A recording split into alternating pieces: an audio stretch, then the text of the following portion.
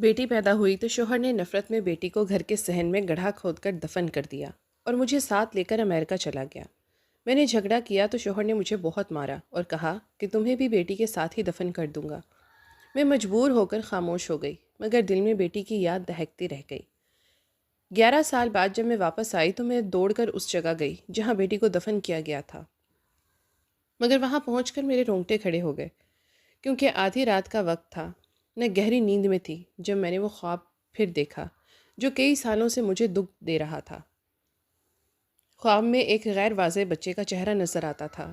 اس کے رونے کی آوازیں میرے کانوں میں گونجتی تھیں، جسے کوئی ماں مجھے ماں کہہ کر پکار رہا ہو، پھر اسے مجھ سے دور کر دیا جاتا ہو۔ اچانک میری آنکھ کھل گئی، میں اٹھ کر بیٹھ گئی۔ میرا سانس تیز تھا، دل کی دھڑکنیں بے قابو تھیں۔ یہ خواب مجھے سالوں سے نظر آ رہا تھا، اور ہر بار کی طرح اس بار بھی میں شدید تکلیف میں تھی۔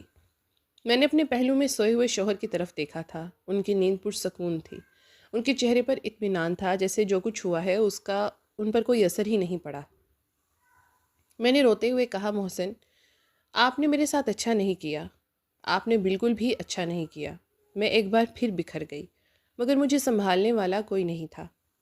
اگلے دن میں نے ہمیشہ کی طرح دن کا آغاز کیا۔ میرے شوہر نے مسکراتے ہوئے ناشتہ کیا اور دفتر چلے گئے۔ میں پورا دن اسی خواب کے بارے میں سوچتی رہی۔ تنہائی مجھے کاٹتی تھی۔ کاش میری بیٹی میرے پاس ہوتی۔ اس سے آگے سوچنا میرے لیے ممکن نہیں تھا۔ ہر خیال کے ساتھ ایک نئی تکلیف مجھے جھنجھوڑ دیتی۔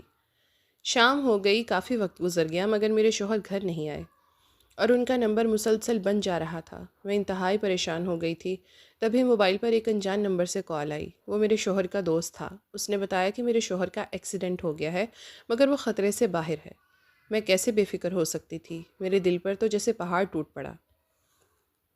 میں فوراً ہاسپٹل پہنچی اور وہاں جا کر پتہ چلا کہ حقیقت اس کے بتائے سے کہیں زیادہ سنگین تھی۔ میرے شوہر کا بہت بڑا ایکسیڈنٹ ہوا تھا۔ انہیں بہت چوٹیں آئی تھیں، ٹانگ، بازو، سر سب زخمی تھے۔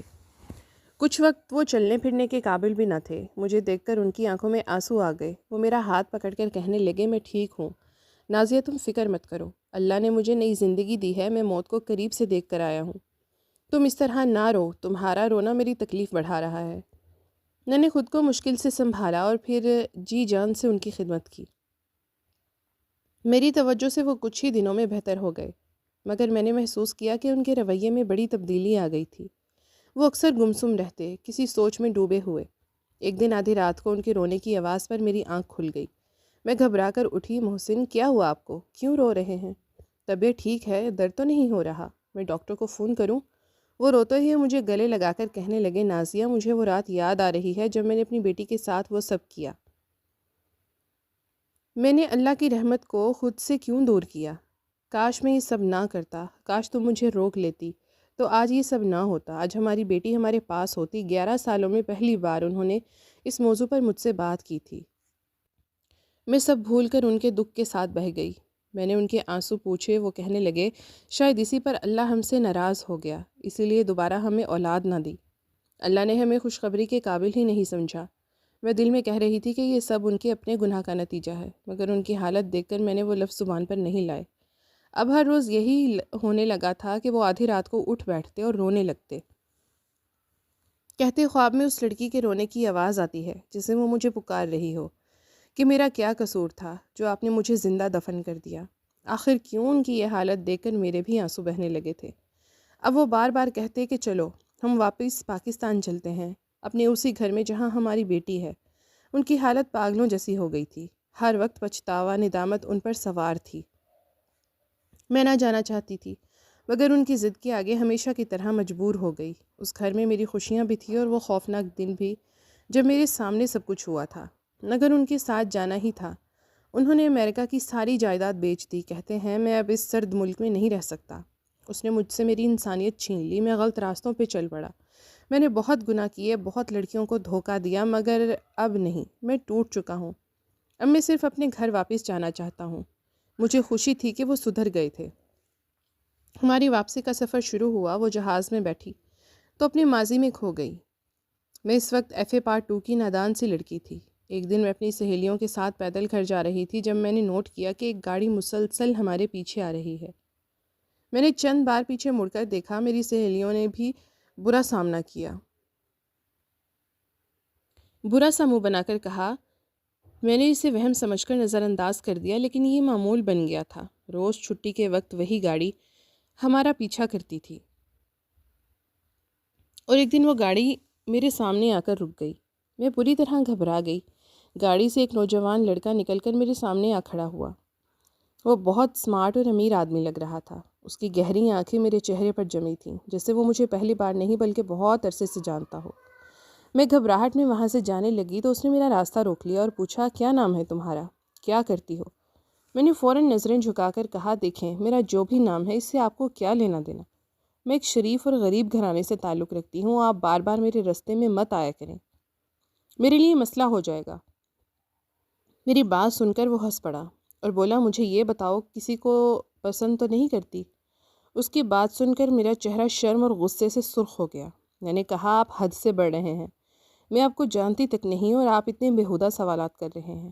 میری سہیلی نیلم نے میرا بازو پکڑا اور گھسیٹ کر آگے لے گئی۔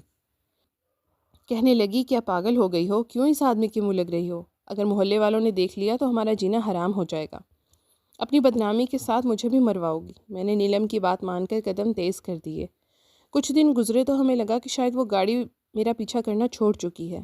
میں نے سکون کا سانس لیا، مگر یہ سکون زیادہ دیر نہ چلا۔ اس دن جب میں گھر آئی تو وہی گاڑی میرے گھر کے سامنے کھڑی تھی۔ میں اور نیلم دونوں کے چہرے سفید پڑ گئے۔ یہ میرے گھر کیسے پہنچ گیا تھا؟ کیا شکایت لگانے آیا ہے؟ اس دن جو میں نے اسے ڈانٹا تھا۔ نیلم نے ڈرتے ہوئے کہا، اللہ خیر کرے، اگر اس نے کوئی غلط بات کر دی تو تمہارے ابو تو کسی کو نہیں چھوڑتے۔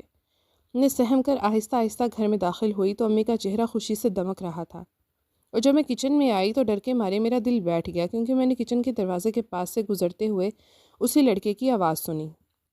وہ کہہ رہا تھا کہ میں دنیا کا اکیلا ہوں، میرے ماں باپ ایکسیڈنٹ میں مر گئے، اس لیے میں خود رشتہ لے کر آیا ہوں۔ میں آپ کی بیٹی کو بہت خوش رکھوں گا، اسے کبھی کسی چیز کی کمی نہیں ہونے دوں گا۔ تب مجھے یقین ہو گیا کہ وہ میرے گھر رشتہ لے کر آیا ہے۔ امی نے بھی اس بات کی تصدیق کر دی۔ میں شوق میں تھی کہ یہ کیسے ممکن تھا، محض چند بار دیکھ کر وہ مجھ سے شادی کرنے کا فیصلہ کیسے کر سکتا ہے؟ مجھ میں ایسی کیا خاص بات تھی کہ میں ایک غریب گھر کی لڑکی اور وہ دیکھنے میں بہت امیر، امی ابو نے زیادہ سوچنے کا موقع ہی نہیں دیا، میری رضا جانے بغیر محسن کے ساتھ میری شادی طے کر دی۔ ایک مہینے کے اندر اندر میں دلہن بن کر اس کے گھر آ گئی۔ دل میں ہزاروں وسوسے لیے، مگر محسن کی محبت نے میرا ہر ڈر ختم کر دیا۔ وہ میرا بہت خیال رکھتا تھا۔ اتنی بڑی حویلی، اتنے نوکر، مجھے کوئی کام ہی نہیں کرنا پڑتا تھا۔ شام کو وہ مجھے گھمانے لے جاتا تھا۔ جلد ہی مجھے